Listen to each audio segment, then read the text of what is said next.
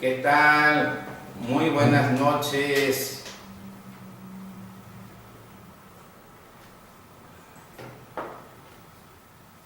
Pues ya estamos.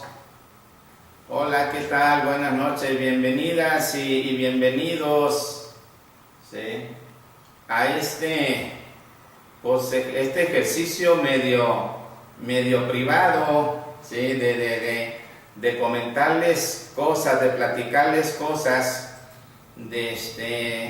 sobre todo de un tema que yo creo que quienes están en este movimiento, pues yo creo que es justo que lo tengan con ustedes, ¿sí? Entonces, será cuestión yo creo que de un minuto más, ¿sí?, para ya poder dar paso a esta contribución. Les quiero dar la bienvenida, ¿sí? Siempre es rico poder estar con ustedes en este tipo de actividades. Y como ya nos conocemos, creo que podremos ir dando paso y platicarles un poco de este trabajo reflexivo que se originó hace un año, exactamente hace un año, cuando una congregación religiosa me solicitó un trabajo, cosa que no deja de ser algo maravilloso, porque yo creo que lo más rico que puede uno hacer en este tipo de entorno es el que nos pidan trabajo de esta naturaleza. Le llamamos la conferencia sobre pedido, es decir, los grupos nos presentan una problemática y nosotros vamos a responder a esta problemática con una propuesta. Y entonces, después de que se presentó, digo yo, exitosamente, decidí creí que era importante que ustedes conocieran el contenido, claro, por supuesto, adaptado a esta circunstancia de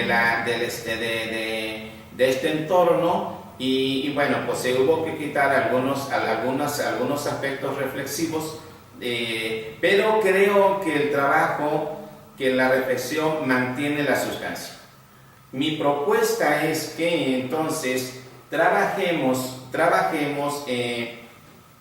con el tema durante, no sé qué tanto tiempo nos vaya a llevar, pero que avance yo en el tema totalmente, y una vez que lo haya leído con sus propios comentarios, entonces dejaremos a que ustedes presenten sus preguntas.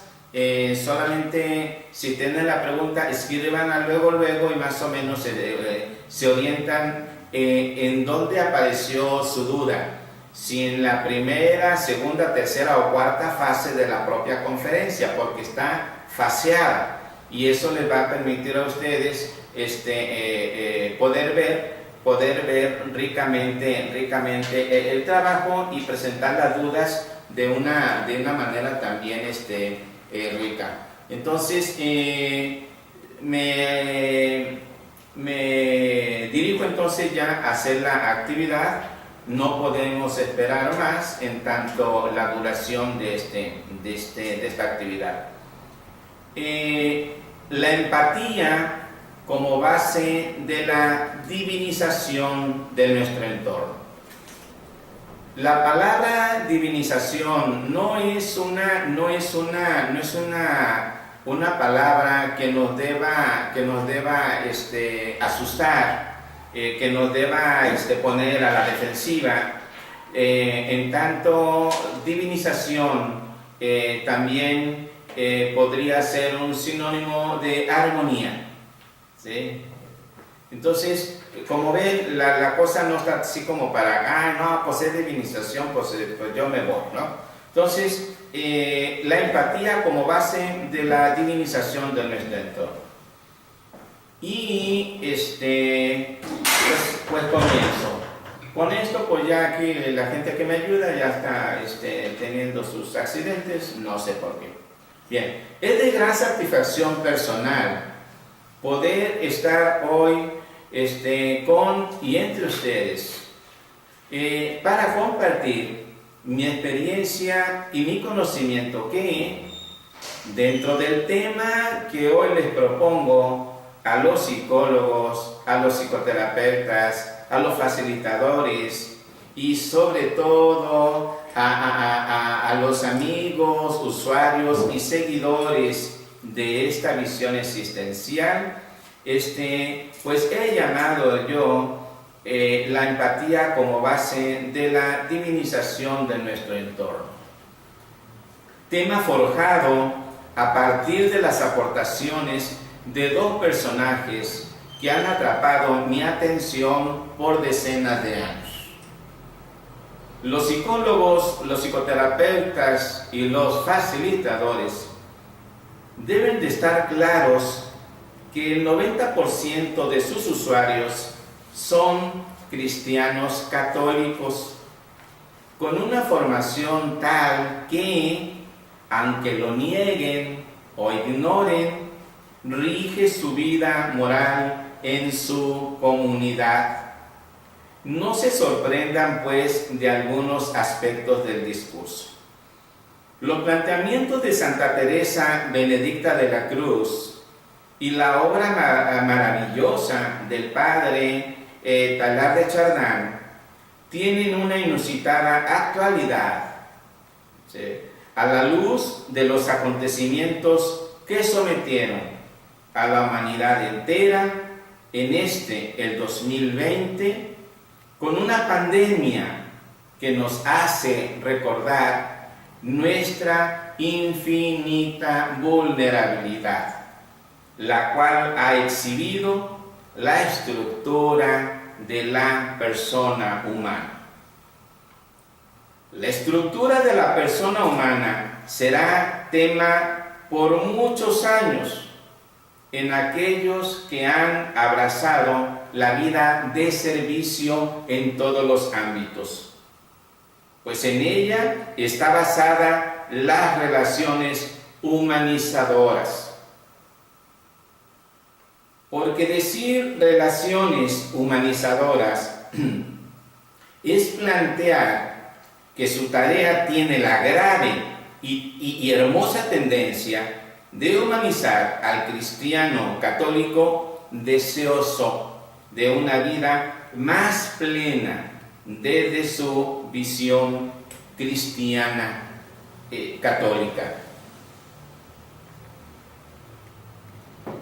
Estos dos religiosos, uno converso y otro de cuna, nos han mostrado el camino de una exigente práctica religiosa basada en el reconocimiento de la persona humana, en su plena capacidad de reflexionar sobre sí mismo, en el camino de la complejidad creciente del punto omega de la cristificación misma. La empatía no es un problema casual en el personalismo cristiano católico, porque implica un ejercicio de entrega personal que comienza con la misma integridad de la íntima estructura de la persona humana. La divinización del entorno a partir de una vida de servicio no podrá entenderse sin la capacidad de entrega al prójimo basada ineludiblemente en una completud personal. Y es que la completud personal es elemental para el ejercicio de la obra misionera o psicoterapéutica, tarea entre tareas, única, que requiere de una total entrega. La completud personal es no solo integración, sino la práctica de un individuo consciente de su integración, respondiendo a todas sus habilidades, capacidades y habitualidades al servicio de una meta sublime. El día de hoy pretendo contestar 4 preguntas de análisis que nos lleven a ampliar este hermoso tema. ¿En qué consiste el núcleo de la estructura de la persona humana? ¿Cuál es la naturaleza de la empatía en la persona humana? ¿Cuál es el papel del sujeto en la relación con el otro, en la construcción de este entorno divino? ¿Cómo construir un entorno divino comunitario a partir de las acciones y pasiones de su profesión? La tarea que tú realizas es de dramática importancia en tanto encaminar al cristiano católico a una vida de crecimiento espiritual y diaria renovación de su fe en Cristo Jesús, su Salvador personal, frente a la eterna benevolencia de Dios, que luego matice sus acciones y sus pasiones. Esta labor requiere de una fuerte estructura de personalidad, la cual, si bien ha sido fraguada en el hogar de cada uno de ustedes, se ha adecuado mediante un hermoso aprendizaje para poder estar hoy preparados para vivir e influir en la comunidad mediante el ejercicio de la hermosa vocación psicoterapéutica o facilitadora, tarea entre tareas de suma importancia en la vida de un pueblo cristiano, católico, que busca vivir en la congruencia modelada por el Maestro Jesús. Y es que en verdad es una hermosa labor para un pueblo que intuye que la gran tarea es vivir en la congruencia. Y hay que encaminarlo y decir, esto último es una vital potencia. Tú tienes esa maravillosa encomienda. Tu tarea, labor fundada a través del tiempo, es la de un facilitador responsable que lleva a sus usuarios por el camino del bien mediante el modelamiento que surge desde la misma estructura de tu personalidad. Tu tarea, vocación y nunca obsesión o refugio requiere de tu fortaleza espiritual y de ánimo permanente en el amor al prójimo. Sin embargo, esta labor dependerá siempre de tu núcleo de personalidad, que por fortuna tu propia formación profesional y personal prevén, y es lo que nos tiene aquí hoy reunidos. Vayamos pues a nuestra primera pregunta, que exploraremos en esta primera parte de la jornada. ¿En qué consiste el núcleo de la estructura de la persona humana? El núcleo de la persona humana es un entramado, un entretejido compuesto por las vivencias de la infancia y la niñez, en forma de recuerdos y valores aprendidos que definen la forma de conducirse en la relación consigo mismo y con los demás. todos los hechos y actitudes del individuo estarán marcados por este núcleo de personalidad que además confiere horizonte o perspectiva de vida. Este horizonte o perspectiva de vida lo has aprendido en casa, ampliado en la escuela y perfeccionado en tu preparación. Esta mirada u horizonte de mundo habrá de ser tan amplio en el conocimiento de la naturaleza y cultura humana que permita que quien goce de tu guía sea un cristiano católico cada día más completo. En tu labor diaria, sea cual fuere la tarea asignada, te verás envuelto en situaciones que, dada tu capacidad empática desarrollada en tu formación profesional, desde tus primeros pasos, encontrarás oportunidades para conocer aspectos que relajarán o tensionarán tu espíritu. Y aquí entonces está la hermosa tarea de la reflexión personal prevista, ¿sí?, en tus estudios superiores. Se trata entonces no de evitar los vacíos en este núcleo de personalidad, sino de enfrentarlos y sanarlos en bien de la vida fraterna que has asumido y que es elementalmente comunitaria, ya que la tensión anímica personal afectará tarde que temprano a tus grupos, a tus comunidades, a tus espacios de relación. La aspiración legítima de una vida sana, comunitaria, en términos de salud mental, está muy cerca de la disposición a la reflexión sobre ti mismo, que permita la iluminación sobre ciertos aspectos de la personalidad que requieren atención.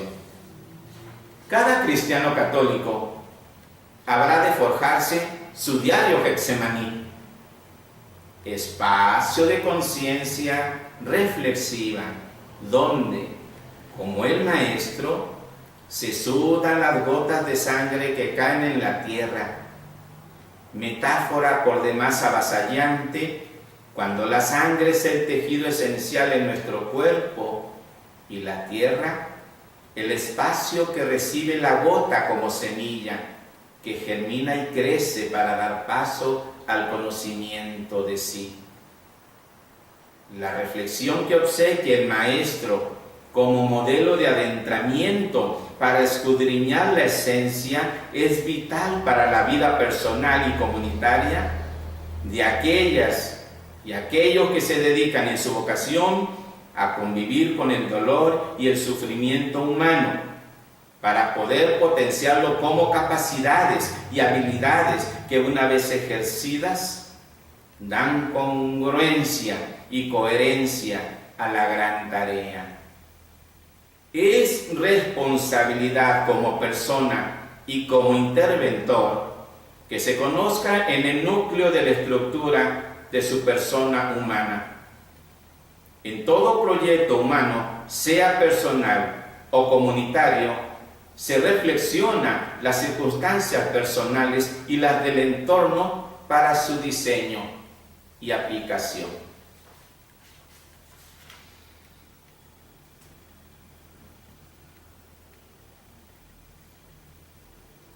Vayamos ahora a nuestra segunda pregunta.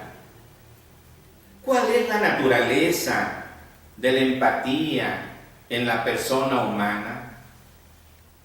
La empatía es un ejercicio que solo se puede dar en la relación con los demás, que implica un profundo conocimiento de sí mismo. La empatía es la capacidad que tienes entonces de hacer el autocuidado y al mismo tiempo de comprender al otro de la relación sin enjuiciarlo. En el ánimo de hacer este ejercicio empático, debes tener saldado el ejercicio del autocuidado en sí mismo. ¿Qué quiero decir con esto? Que la empatía comienza en este lado de la relación, en sí mismo. El autoconocimiento que se tiene de sí, y a partir de este movimiento hacer el autocuidado. La atención y comprensión de ti mismo es vital para luego poder acercarte al otro de la relación en condición de sujeto que acompaña. Pero vayamos por partes. En la práctica de la empatía, primero tendrás que hacer autoconocimiento. No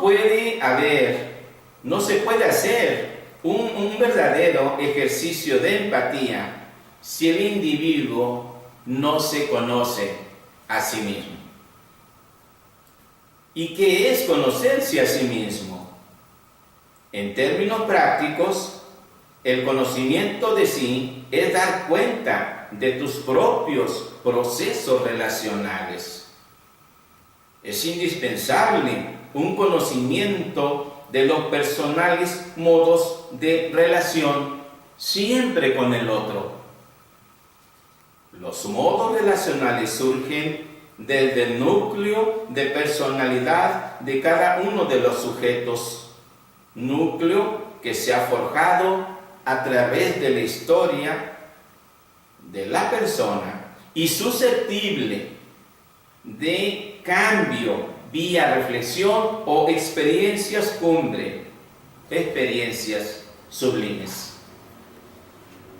Esta forjación de los modos ha sido por aprendizaje en nuestra infancia, niñez y adolescencia, y pueden ser cambiados cuando el sujeto llega a la juventud en un permanente ejercicio de maduración. Puede ir haciendo la renunciación a los viejos modos y generar modos novedosos relacionales. Estos nuevos modos relacionales deberán responder a las nuevas circunstancias globales, manteniendo la sustancial esencia cristiana católica. El autoconocimiento es un ejercicio diario donde el individuo está pendiente de sus constantes intervenciones en la relación con los demás. Entonces, que quede bien claro, no hay autocuidado sin autoconciencia. Cuando te das cuenta de tus necesidades como persona humana, puedes ir por el autocuidado. El autocuidado es una de las más preciadas estrategias que ustedes van a realizar consigo mismos, consigo mismas. Los modos relacionales son en correspondencia con el otro, y esta relación es corporal.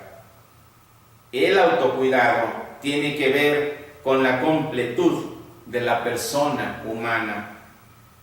La pregunta es, ¿podemos ser empáticos si no hacemos la autoconciencia y el autocuidado? Entonces la empatía es la capacidad que tienen los sujetos, ustedes, de estar consigo mismas, consigo mismos, y luego en un movimiento sublime poder acompañar al otro de la relación, comprenderlo sin enjuiciarlo.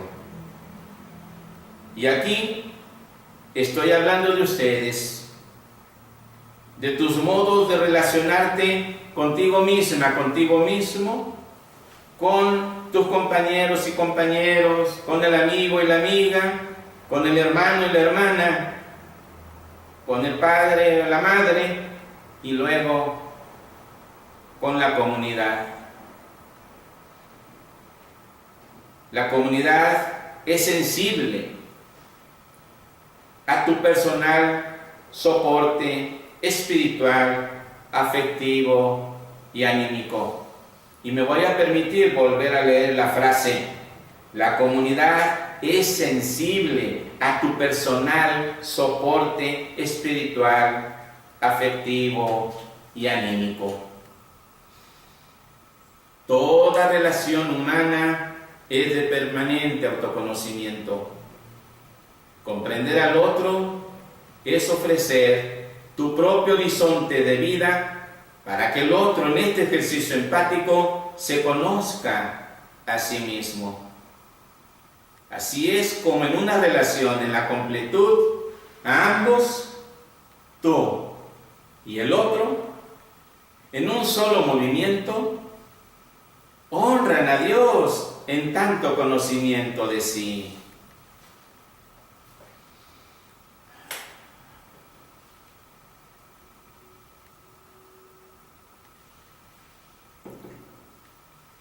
Vayamos ahora a nuestra tercera pregunta.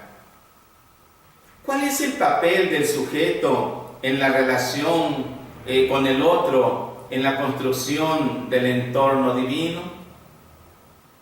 Decía entonces hace un rato, toda relación humana es de permanente autoconocimiento.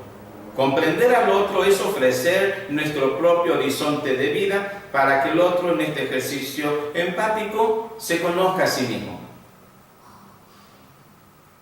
El sujeto, en relación plena, en una práctica permanente cotidiana, construirá hechos personalísimos que permitirán la constitución de la divinización de los entornos, de sus entornos, de tus entornos.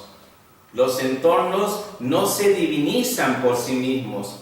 Es el hombre en un ejercicio de empatía en la relación con los demás, en hechos relacionales, que construye un entorno de congruencia, un entorno divino.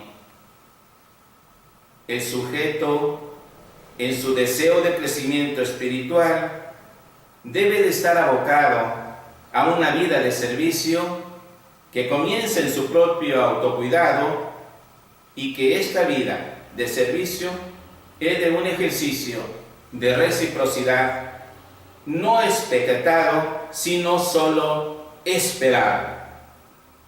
Y aquí hay que detenernos un poco, porque no es lo mismo expectativa que esperanza.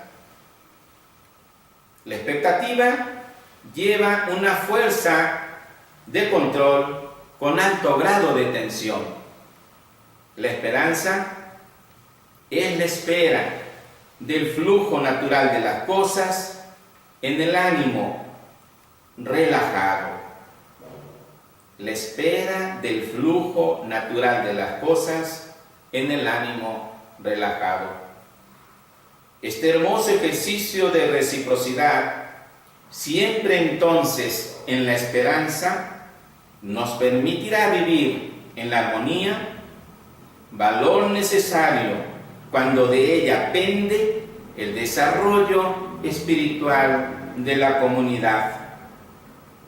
La reciprocidad es una estación sublime por la que tienen que pasar aquellos que buscan el bien personal en el autocuidado y el bien de la comunidad. Debo de aclarar que el ejercicio de la reciprocidad no es un negocio relacional. El sujeto del entorno divino no da para recibir. Da en la conciencia de crecimiento personal. La gratitud tiene una propiedad maravillosa, en tanto que cuando das al otro, te das a ti mismo. La reciprocidad es un ejercicio que solo se da en la relación por dos sujetos que juntos, más allá de todo ejercicio de control, pretenden el intercambio que da lugar al desarrollo espiritual. La reciprocidad requiere de personas viviendo en la completud, sabiendo que si tú modelas esta relajada actitud, pronto el otro aprenderá a dar en la esperanza y solo en la esperanza. Empatía y reciprocidad se convierten entonces en los ejercicios que permitirán a los individuos, los propios y extraños, a desarrollar la humanización de sí mismo y del otro en la relación.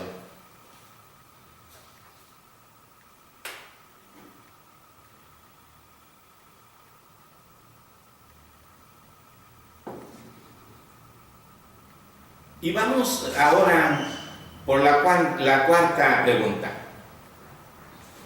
¿Cómo construir un entorno divino comunitario a partir de las acciones y pasiones de su profesión? Hay dos binomios que revisaremos rumbo al final de nuestra jornada. Las acciones y las pasiones por una parte y por la otra el hacimiento y el deshacimiento.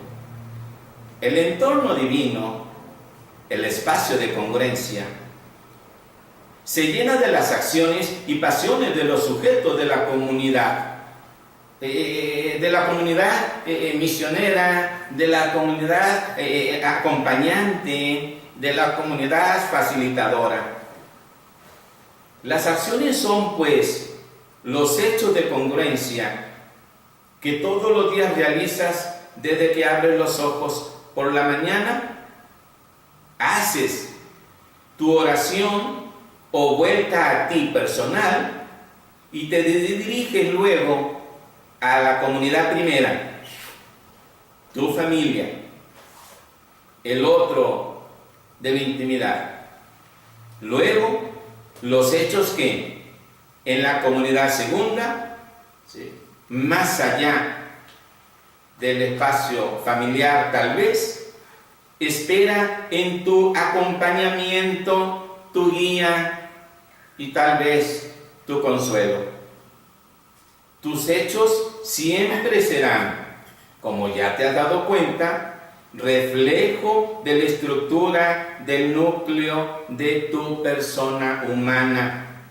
Un núcleo que puede mutar, que por fortuna puede cambiar. A cada acción o hecho le va siempre una pasión. Las pasiones de crecimiento y las pasiones de disminución. Nos importan ambas, porque somos humanos, pero tenemos el compromiso de estarlas revisando. La alegría, la tristeza, la satisfacción, la frustración, el enojo, el rencor, sin enjuiciarlas, son pasiones que siempre tienen que estar en el escrutinio en tus reflexiones, porque dependen de tus expectativas y estas últimas son la meta por descubrir. Es muy diferente la esperanza que es relajada a la expectativa que lo es en tensión. Entonces, en la revisión de las pasiones o sentimientos, la esperanza y la expectativa serán temas de tus reflexiones. En el binomio del hacimiento y del deshacimiento que es soltura, el final de nuestra reflexión de este día, el hacimiento es el deseo de control y el deshacimiento es el dejar fluir, dejar que las cosas sucedan. El hacimiento, por lo general, y en la relación, es tener la creencia de que el mundo no puede funcionar sin ti. Es como tener la idea de ser eternamente necesario o necesaria. Este genera, por supuesto, una alta tensión anímica personal y un decaimiento corporal. Es como una especie de siempre preocupona o preocupón. Es como si quisieran ser la piñata de todas las fiestas. Eso es muy tenso. Él no saben confiar en los demás. El decaimiento corporal será evidente en tu cansancio, en diversos síntomas, en todo tu cuerpo, dejando de lado el autocuidado. Por ello, tus enfermedades como gastritis, esofagitis, colitis, cistitis, fibromialgia, hipertensión arterial, insomnio, cefaleas, etcétera, etcétera, etcétera. El deshacimiento es entonces permitir que el otro se desarrolle, que el otro descubra sus potencialidades, que el otro descubra que es capaz. Estos binomios, acciones, pasiones y hacimiento, deshacimiento, son fundamentales en nuestras continuas revisiones y reflexiones personales. La gran tarea es, pues, la empatía que tiene como base el conocimiento de ti mismo, de ti misma y tus capacidades para desarrollarte en comunidad. La reflexión personal ha de estar de forma permanentemente en tu vida, de una forma crítica, madura, siempre creciente. Y ya rumbo al cierre, recuerdo que hace un rato les decía que la aspiración legítima de una vida sana, comunitaria, en términos de salud mental, está muy cerca de la disposición a la reflexión sobre sí mismo, sobre sí misma, que permite la iluminación sobre ciertos aspectos de la personalidad que requieren atención. La encomiable labor que tú realizas, la de escuchar y facilitar el conocimiento, ese vital influjo personal te habrá de llevar en tu tarea casi misionera a beneficiar al deseoso de crecer como persona. Tu tarea es tal que requiere de tu completud como persona humana. La labor íntima de revisión personal será tan duradera como tu propia vida. Por tu paciencia, por tu atención, muchas gracias.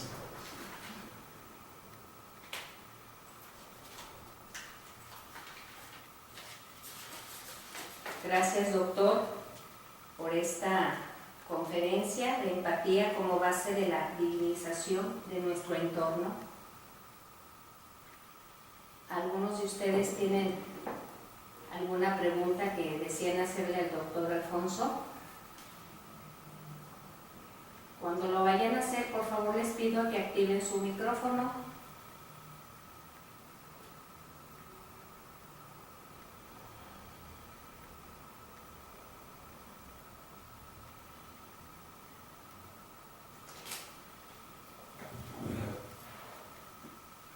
Ahí está Adelante, Enrique. Enrique. Sí, buenas noches. Me da mucho gusto estar participando nuevamente en estas conferencias, en esta conferencia especialmente. Y agradecerte, Alfonso, por tu disposición a seguir dándonos estas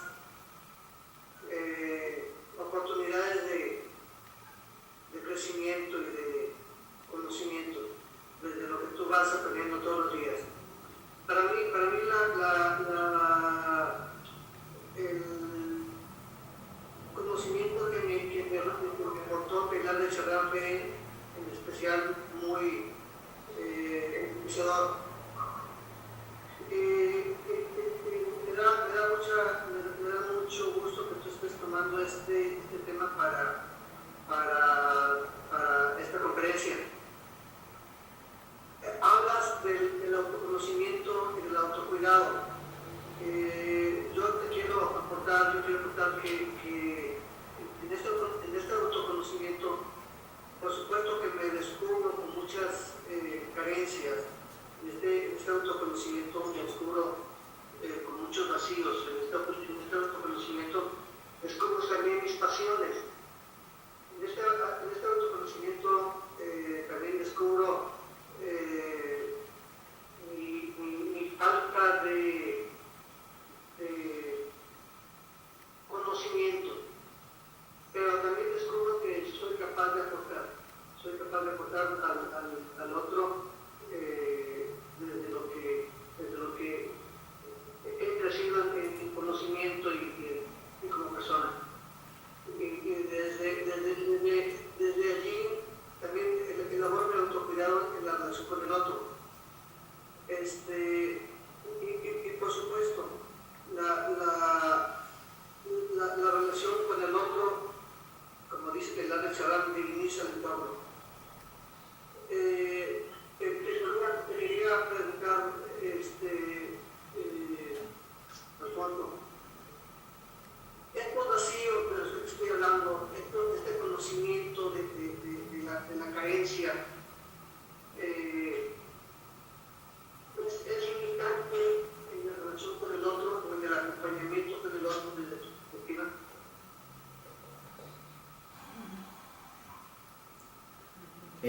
Qué gusto, maestro Enrique, mi buen amigo Enrique, que estés aquí hoy con nosotros. Es una pregunta muy rica y creo que habrás preguntado por varios, ¿sí? Y entonces yo creo que el vacío y la carencia, más allá de ser un límite, yo pienso que son desde esta visión tan rica que plantea Santa Teresa Benedicta de la Cruz, ¿sí? Personalista y a fin de cuentas es un existencialismo cristiano, pues entonces estas carencias se convierten en oportunidades, ¿sí? Son oportunidades de desarrollo, ¿sí? Entonces, lejos de ser una cosa que limita, pienso yo, entonces, que esto nos permite la oportunidad de nuestro desarrollo humano, ¿sí? Entonces, yo lo que pienso es que vamos a aprovechar todos estos vacíos, todas estas creencias para crecer. Claro, implica la autoconciencia de ellas, ¿sí? Porque son vacíos en diferentes ámbitos de nuestra vida y carencias en todos los espacios donde nos desenvolvemos. Ahí siempre surgirá la estructura de nuestra persona humana. Entonces, yo les digo, esto es oportunidad. Esto es oportunidad, maestro Enrique. Sí. Gracias, doctor, por esta aportación a la pregunta del maestro Enrique. ¿Alguien más tiene alguna pregunta? Adelante, Betty. Ajá. Bueno, primero que nada, muchas gracias, Alfonso. Se me hace muy rico el planteamiento que se hace y desde el punto de vista, hace rato lo hablamos como pensador libre, poder tener esa apertura que yo creo que el existencialismo todo el tiempo nos está invitando a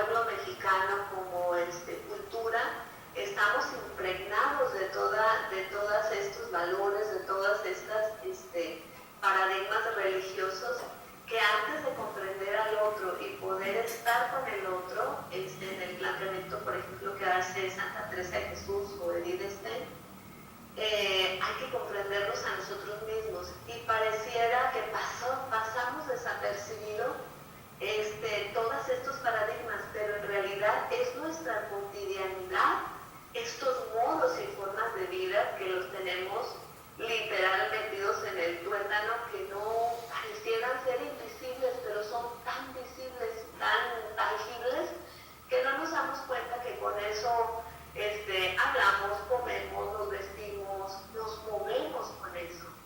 Entonces de ahí la trascendental oportunidad que tenemos, que pareciera que fuera, que queda ajeno, porque bueno, pues es una filósofa que deja el legado, pero ¿cómo es aplicable? Porque el pensamiento y la existencia humana es, y entonces nos lleva a todos.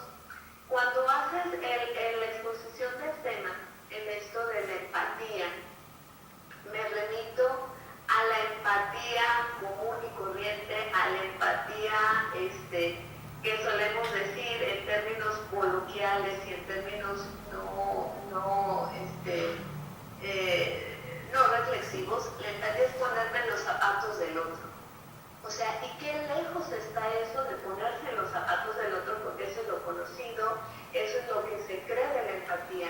Pero en realidad el planteamiento y va mucho más allá. Ayer tuve oportunidad de leer precisamente el texto de Santa Teresa en su prólogo, cuando habla que, de hecho, Husserl también ya había planteado el término de la empatía, y esta empatía, desde el punto de vista fenomenológico, es ir a la existencia y es ir al conocimiento de sí.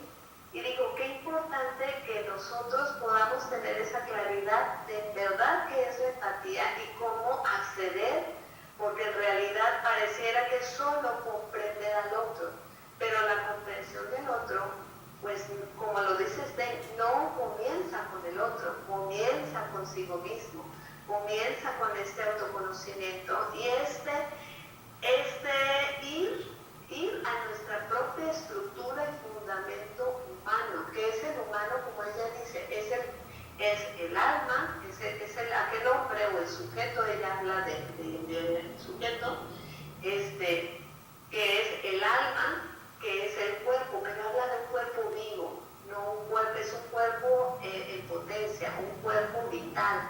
Entonces, de verdad tener la conciencia, nuestra conciencia, que este cuerpo que poseemos es un cuerpo vivo, cambiante, que tiene una historia, que tiene ese núcleo. Y partiendo desde este núcleo, creo que esa es nuestra vital tarea como facilitadores o quienes estamos estudiando, que nos estamos preparando, o quienes estamos inmersos en este mundo. La principal tarea es irnos a revisar en nuestra estructura, en nuestras formas, en este núcleo, cómo fuimos formados, cómo aprendimos, cómo aprendí. Y creo que ahí está lo medular en esta parte que ella propone, porque ¿cómo voy a acompañar al otro si no me puedo comprender, si no me he aprendido, si no me he visto a mí mismo? Entonces, de ahí entonces que este entorno divinizado no podrá ser de otra manera, porque no somos sujetos y personas aisladas, sino somos personas, sujetos que estamos en relación, que nos estamos construyendo en relación con el otro. Pero aquí el momento es ver cómo es eso, cómo se forjan estas relaciones. Y si son a través de estos paradigmas cristianos, de estos paradigmas limitantes, de estos paradigmas pecaminosos, culposos, dolosos, entonces desde ahí, si nuestro pensamiento y nuestro horizonte de valores es, pues me queda claro que así vamos a comprender al otro. Entonces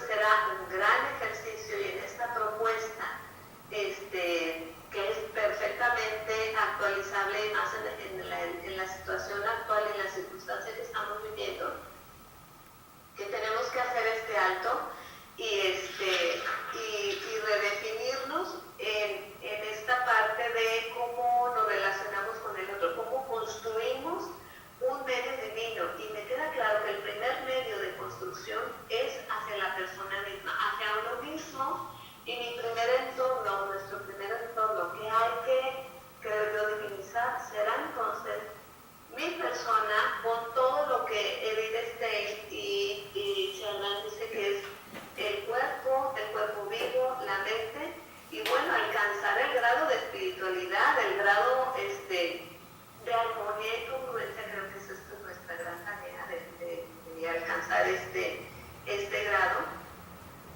Y será entonces en este ejercicio de reciprocidad en donde podamos entonces mejorar, cambiar, proponer incluso una nueva forma de relacionarnos, una nueva forma de reconstruirnos. Y bueno, también en el entendido que seguimos modelando. Pareciera que mis acciones o nuestras acciones no hablan, pero pues hablan mucho más de lo que creemos. Entonces, retomo el punto vital y de partida que tendremos que hacer una gran revisión de nuestra estructura, de nuestro núcleo de estructura, para poder ir afuera, para poder estar en ese entorno que queremos construir o que se quiere construir para mejorar nuestras formas de relación, nuestras formas de comunidad, nuestras formas de sociedad. Entonces, aquí hablaste, Alfonso, de una palabra que me quedó un poco como al aire, gratitud. Esta palabra, gratitud, ¿en qué momento es como esta persona se encuentra en esta gratitud? ¿Cuándo es una persona que puede estar en gratitud? Gracias por tus aportaciones, Elizabeth. Yo sumaría primero a los planteamientos que has hecho, que entonces que el punto de partida de la divinización de nuestros entornos partirá entonces del propio cuerpo divinizado, que puede ser tema de otro momento, el cuerpo divinizado en una práctica humana congruente, así como para un rico complemento a tus aportaciones.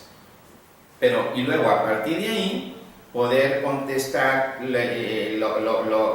tu pregunta.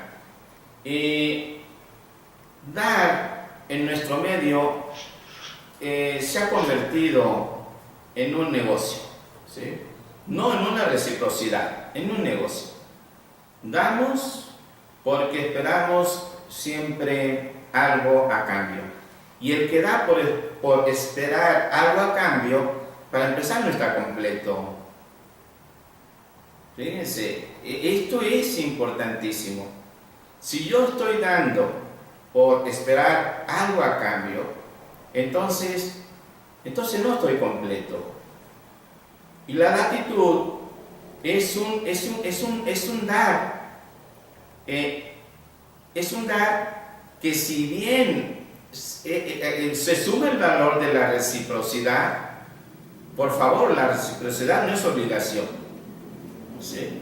Entonces es un dar, pero ese dar para que sea un dar, como yo les decía, un dar en la esperanza, un dar en la relajación, tendrá que ser un dar desde la completud. No puede haber el ejercicio de la gratitud sin un sujeto que no está en un ejercicio de completud, de plenitud. Y entonces será un dar y que si regresa, no regresa. No, es que eso cuando yo estoy en la completud, cuando estoy en la plenitud, ¿sí? Doy porque en el doy crezco, ¿sí? Doy porque en el doy me desarrollo, doy porque en el dar estoy más conmigo, y además en ese mismo movimiento aporto a la comunidad. Entonces la gratitud va aunado a la esperanza, al desasido. Fíjense qué interesante, va aunado a la esperanza, va aunado al desasido, porque si intento dar en el control, entonces no había completud. Es un tema hermosísimo y espero que haya contestado tu pregunta. La verdad es impresionante este tema de la gratitud, y créanme, en estos tiempos es una pena que el Congreso haya tenido que votar, castigar por la ausencia del uso del cubrebocas. El uso del cubrebocas pasó por el tema de la gratitud. ¿Se dan cuenta qué hermoso? Ejemplo maravilloso. El ponerse el cubrebocas pasó exactamente por el tema de la gratitud. Porque me lo pongo en un ejercicio de autocuidado, que si beneficia al otro, bien. ¿Sí? Pero lo hago en principio por mí mismo, en autoconciencia, en autocomprensión, ¿sí? En autocuidado y en un ejercicio de empatía. Entonces, vean ustedes cómo entonces el Estado que nos gobierna tuvo que imponer una serie de castigos para que el pueblo se tenga que poner el cubrebocas. Mucho por hacer en el tema de la gratitud, definitivamente. Gracias, Elizabeth, por tus planteamientos y tu pregunta. Gracias. A ver, ¿quién más quiere hacer alguna aportación? Alguna pregunta, incluso pues algún reclamo, pues a lo mejor aquí le faltó, le sobró, entonces pues adelante. ¿Quién más quiere participar? ¿Sí? Igual, si no, hasta los invito, ¿sí? Sí. Margarita, adelante.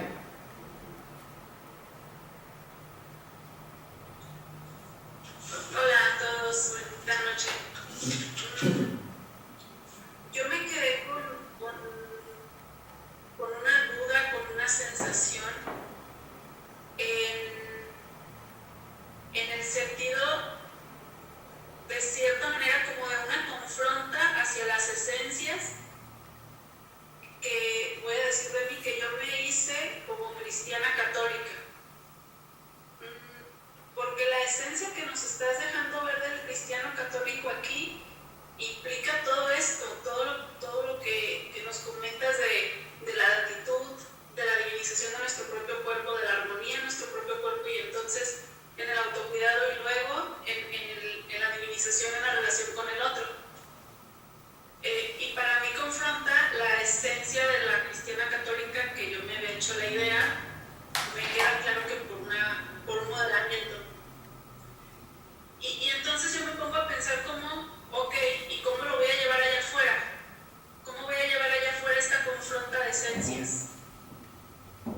En un primer momento me va quedando claro que en tanto yo me organice, en tanto yo me cuide, en tanto yo esté en este ejercicio de autoconocimiento, ni siquiera es que me vaya a proponer confrontarle al otro su esencia de cristiano. Sin embargo, no sé si sea parte de lo mío, que yo volteo a ver y de repente sí quiero confrontar, sí me mueve a confrontar. Entonces, esa es parte de mi duda, como en qué momentos a lo mejor saber escoger o saber tomar el espacio para hacer la confronta a esas esencias cristianas. Y estoy hablando entonces en la esencia cristiana que promueve el no autocuidado, el sufrimiento, el olvido, el dar por querer sacar negocio, esas otras esencias. Ya. Yo creo que el cristiano católico debe de responder a las enseñanzas del Maestro Jesús. Por eso es cristiano, porque debe de responder a las enseñanzas del Maestro Jesús. Al Maestro Jesús hay que aprenderlo a leer en la metáfora, en la parábola, en la analogía. ¿Sí?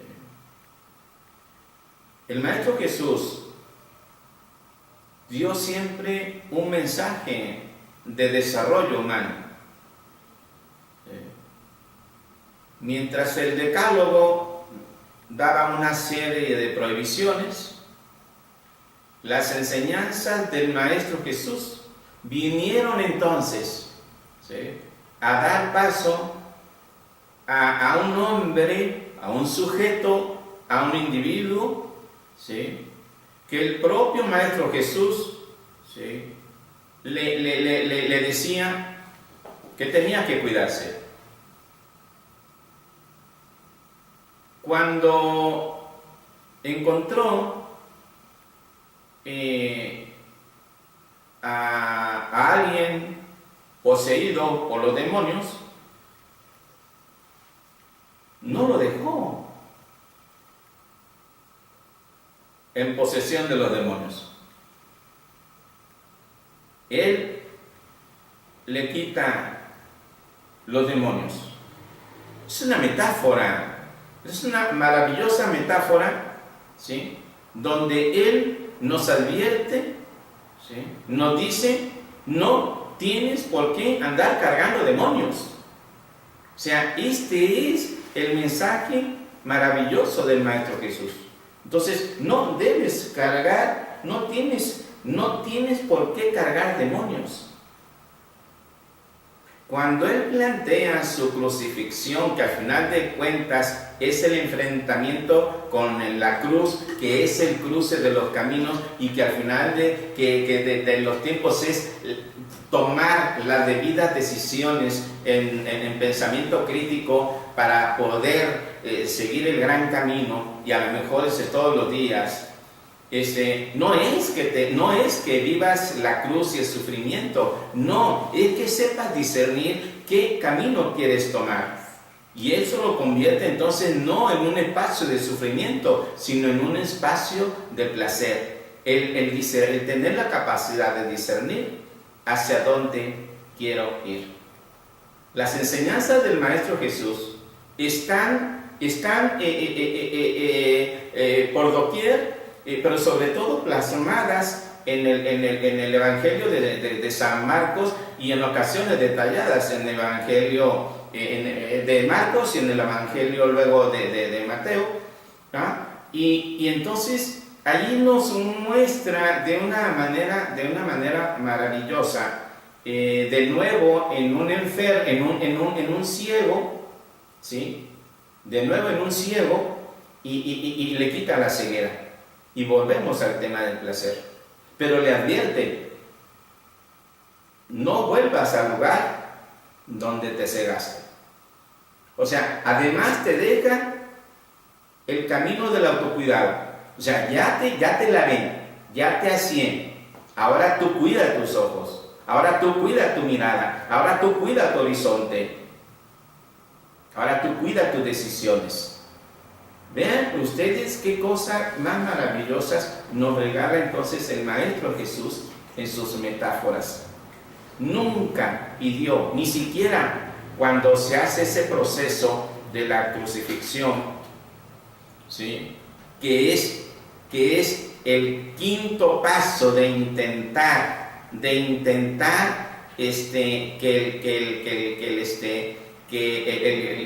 el judío de aquella época viviera libre del gobierno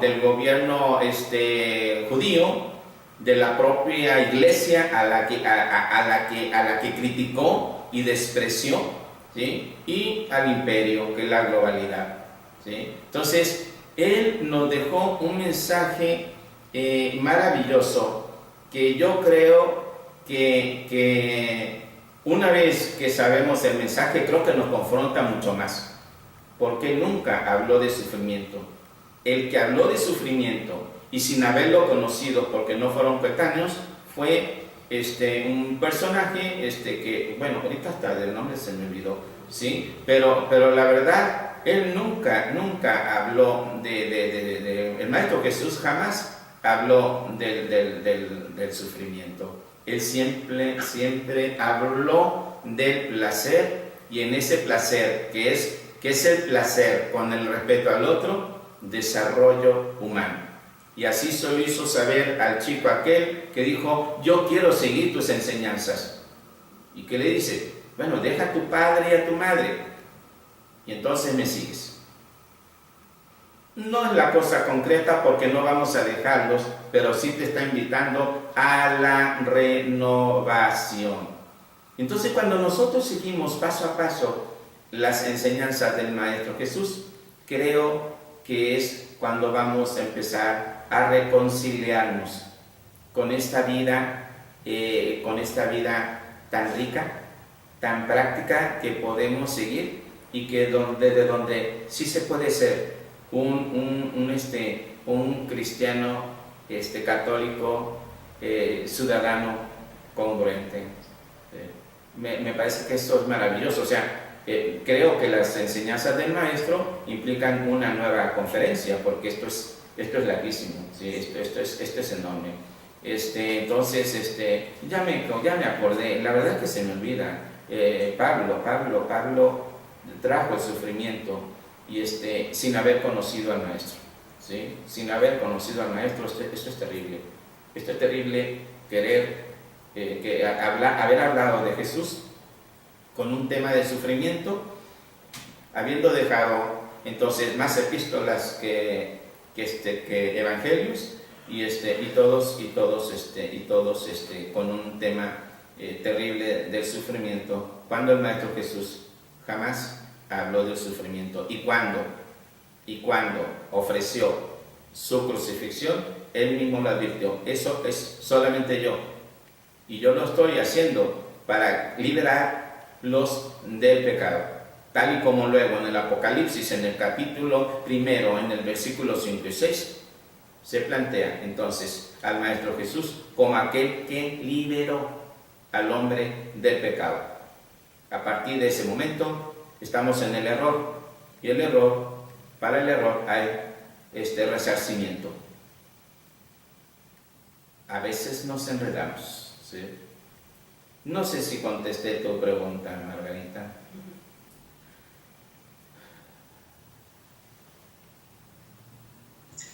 Ahí voy organizando, pero sí. Cada momento que otro me regale, ahí está mi cruce de caminos. ¿Cuál camino voy a agarrar? ¿Divinizo o sufro? ¿O abono al sufrimiento o abono a la divinización? Sí. Gracias. Qué rico. A ver, ¿quién más quiere participar? Sí.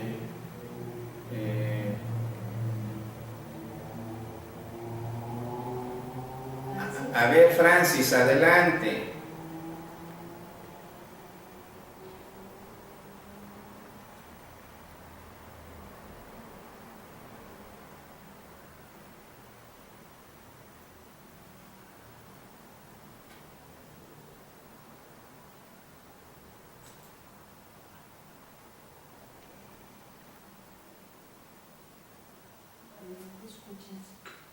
A ver, parece que Francis tiene un problema de audio.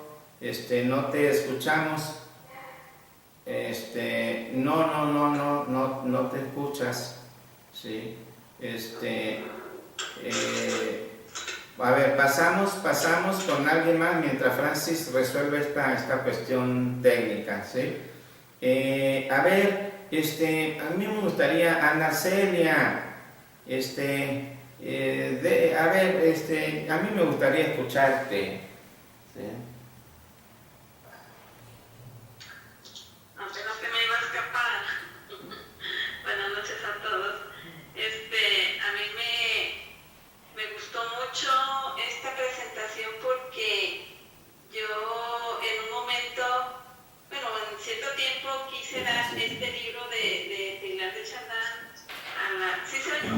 perfectamente. a las hermanas, a las religiosas de acá de arriba del cerrito, ahí por donde está microondas. Y la verdad se dificultaba mucho porque la manera como está escrito el libro pues es un poquito profundo. Entonces, en esta manera en que lo acabo de escuchar, me quedó claro casi la mayoría del libro y algo de lo que siempre me ha llamado pues mucho la atención es esa invitación a la reflexión, el bajar a lo más íntimo de mí misma. A mí lo que me ha gustado muchísimo siempre pues de mi religión, que yo siempre pues lo que había aprendido de ella era todo eso, lo que era la culpa, el pecado, el sentirme mal y el estar pagando cada rato, irme a confesar y rezar esto y lo otro, pero nunca entendía qué era la oración. Entonces, pues aquí me ha quedado muy claro, ¿no?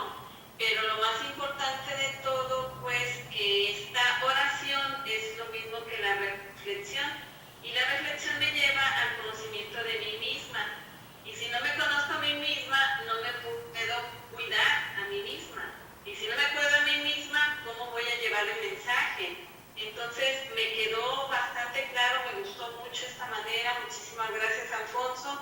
Y otra de las cosas que me ha llamado la atención del mensaje del Maestro Jesús ha sido esta, la manera en que se trata la crucifixión, en que es una encrucijada, no es la muerte del Maestro, no es la muerte de Jesús, no es un sacrificio en vano, sino es esa invitación a discernir qué camino tomar.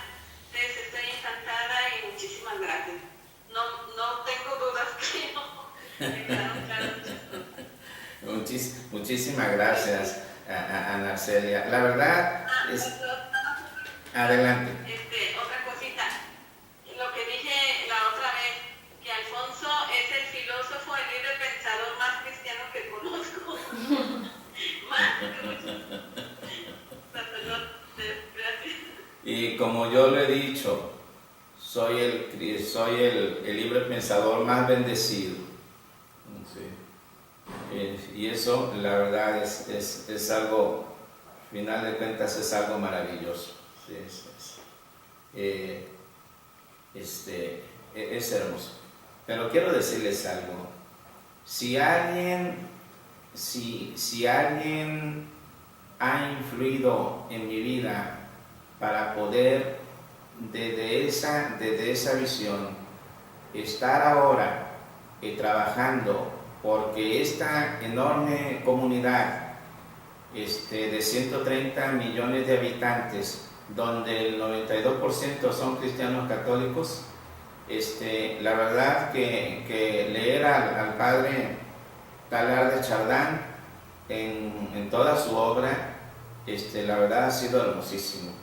El último libro que pude encontrar de él, que tenía muchos años buscándolo, y me encontré un original, es exactamente El zoológico humano, y me dispongo a leerlo en estos días. Pero la verdad es a partir de él que yo empiezo a hacer este cambio que se gesta hace 20 años y que poco a poco he ido estudiando a más estudiosos, algunos beatificados, otros bien queridos por su comunidad, escritores, literatos, filósofos. ¿Sí? Entonces, creo que al cristiano católico le hace falta leer. ¿Sí? La encíclica, esta última, del Papa Francisco, ha sido cosa maravillosa y refleja mucho el espíritu del Segundo Concilio Vaticano. Entonces, nosotros estamos obligados, ante las circunstancias que enfrentamos en estos tiempos de violencias, de agravios, de corrupción, de pobreza, yo creo que impone reflexiones, ¿sí? Pero profundas reflexiones. Y bueno, pues creo que esta es una de ellas, por ejemplo. Este es un ejercicio maravilloso, ¿sí? Te agradezco entonces tu participación, ¿sí? Me hiciste recordar cosas, ¿no? Eso es hermosísimo, ¿sí? ¿Alguien más quiere a ver, ya está aquí Francis. No va a ser que se vea el micrófono. Sí, ¿Sí? está bien. Adelante. A mí, primero agradecerte este regalo. Me gustó mucho este tema que nos compartiste de la empatía y cómo es un tema más profundo del cliché que también ya hace rato comentaba Betty, de ponerse en los zapatos del otro. Y bueno, pues ni siquiera ni por higiene, ¿verdad? Entonces, en realidad, pues esta manera en que nos planteaste la empatía, de esta completud y de esta revisión de nuestra propia historia y estar en contacto con nosotros mismos, pues viene a dar a cambiar todo un planteamiento en la manera de acompañar a las personas, a quien escuchemos, a nuestros hijos, a nuestra familia, a nuestros pacientes. Entonces, es una manera muy humana de estar con el otro. Esta pandemia ha venido a exponer nuestras miserias, nuestras podredumbres, esta parte tan patana que siempre ha estado ahí y sin embargo ha estado como muy fluyente en esto del cubrebocas, en tener que tomar actitudes punitivas para poder hacer las cosas. Entonces, cómo estos valores religiosos han permeado en diferentes sistemas y cómo los hacemos propios en nuestra cotidianidad.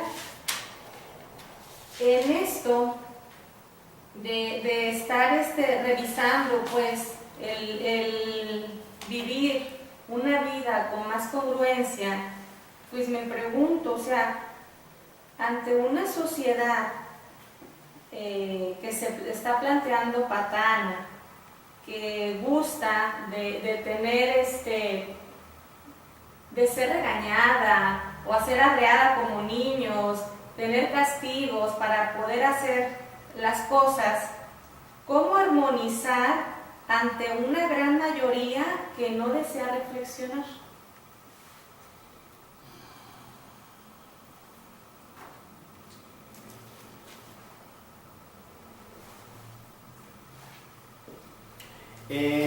Esta pregunta es bien interesante, y te agradezco, Francis, la pregunta y bueno, felicidades por tu cumpleaños.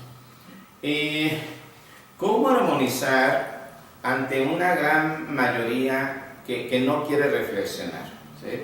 Esta pregunta hace rato la escuché de otra manera, hace menos de una hora. ¿Cómo? De verdad, ¿cómo armonizar cuando el otro no quiere reflexionar? Lo más fácil es entonces la evitación de esa mayoría, ¿sí? Es lo más fácil, la evitación de esa mayoría.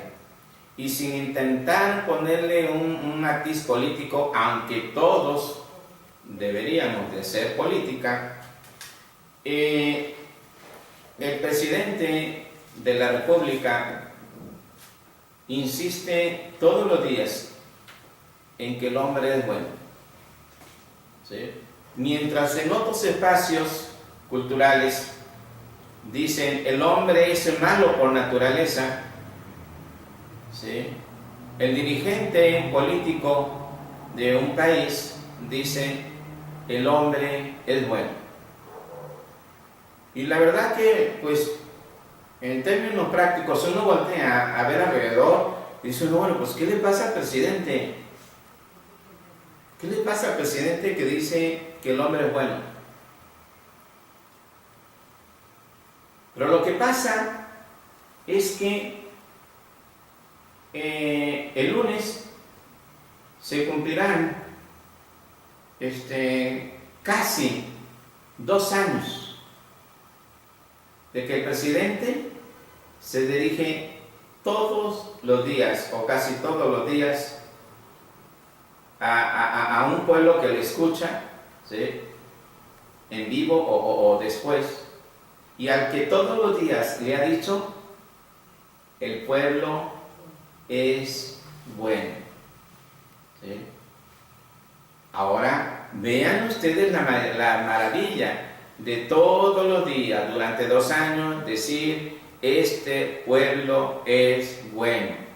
Quiere decir que el horizonte, ¿sí?, de este personaje es un horizonte que cree que el hombre es bueno.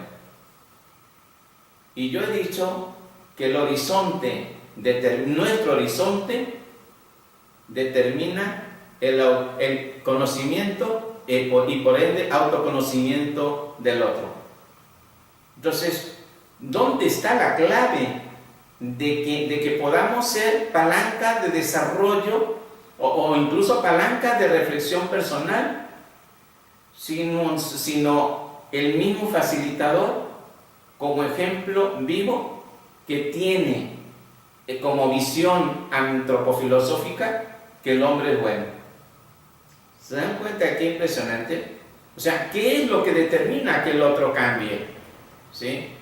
Pues es nuestro propio horizonte. ¿Qué creo yo de aquel que llega conmigo? Yo creo que es capaz de reflexionar y estoy convencido que es capaz de reflexionar y que una vez que empiece a reflexionar, es capaz de entonces conocerse y luego decidir si quiere o no cambiar y hacerse cargo de sus decisiones. Pero parte entonces de la visión antropofilosófica que yo tengo del otro. Entonces, ¿cómo entonces armonizar ante aquella mayoría que no quiere reflexionar? ¿Sí? Creo que si no le vamos a llamar tesón, que es intención, sí vamos a insistir. ¿Sí? Si vamos a insistir, ¿sí?, todos los días, con nuestro modelamiento, con nuestro discurso y con la invitación, porque con uno solo que reflexione, ya estamos de gana. ¿Sí? Yo he dicho que si seguimos en este tenor de reflexión, en 50 años tendremos una comunidad equitativa, viviendo en equidad. Lo que estoy diciendo que es una tarea muy lenta, lentísima, ¿sí?, pero es una tarea que comienza con nuestras propias definiciones. Si yo creo en el sujeto, si creo en el humano, ¿sí?, y si mis horizontes marcan que entonces que creo en aquel, son mis horizontes lo que van a determinar que el otro crezca. Pero insisto, en ello tendremos que ser modelos, tenemos que ser facilitadores y de vez en cuando plantear la variación, como el día de hoy, en que yo estoy presentando una libre variación de la imaginación para tocar un tema de la manera en que lo toqué, con cierta estructura no conocida que supere el cliché de la empatía que se tiene, pero que ya con esto y con lo que luego la gente escuche esta reflexión en una grabación, entonces, ok, ¿sabe qué? Yo sí quiero sumarme. ¿Que la tarea es lenta? Sí, es lenta. Lo que sí es que no podemos evitar no podemos huir ante una condición de una mayoría que efectivamente no quiere reflexionar. Es una cuestión de esperanza, ¿sí? En verdad, es una cuestión de esperanza, es una cuestión de deshacimiento. Porque si quiero controlar para el desarrollo, lo único que voy a hacer es ser parte de esa mayoría que en cierta manera es patana y que no quiere acercarse a la reflexión. No sé si contesto tu pregunta, ¿sí? Dice que sí. Okay. Qué bonito, qué maravilla. Pues no sé si, a ver, Elizabeth, adelante. Sí, sumando a esto que acabas de mencionar, pues, de la visión de nuestro presidente, no sé si te diste cuenta, ya sabrán todos que acaba de lanzar una guía ética de valores éticos.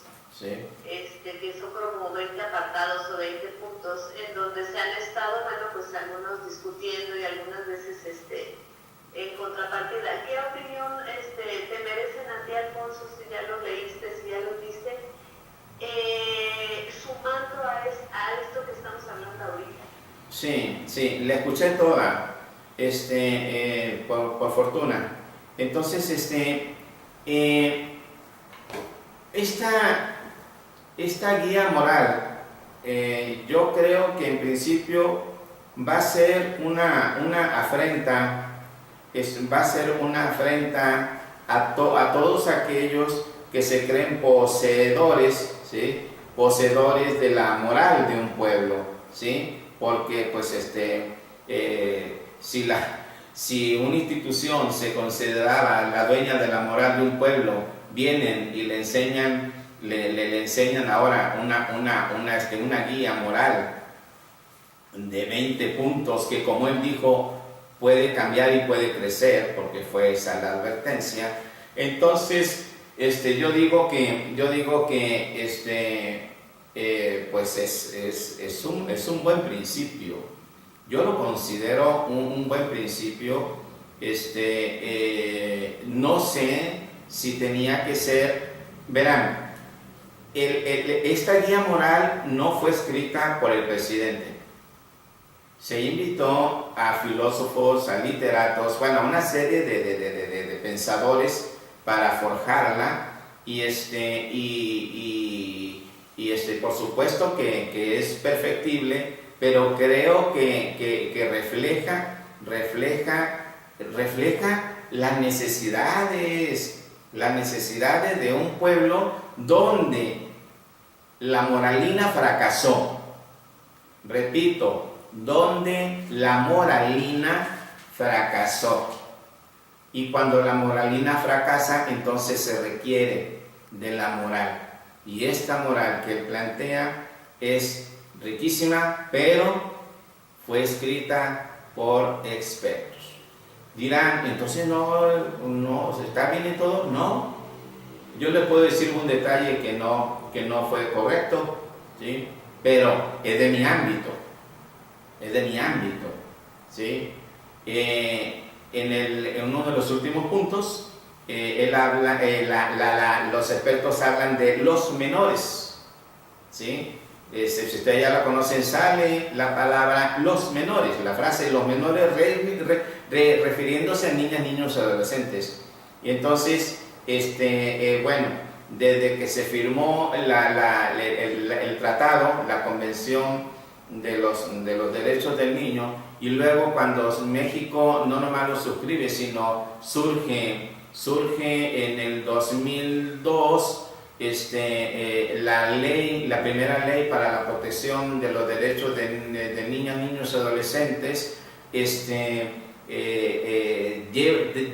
deja como una cosa a seguir, no volver a usar nunca más la palabra menor porque es peyorativa.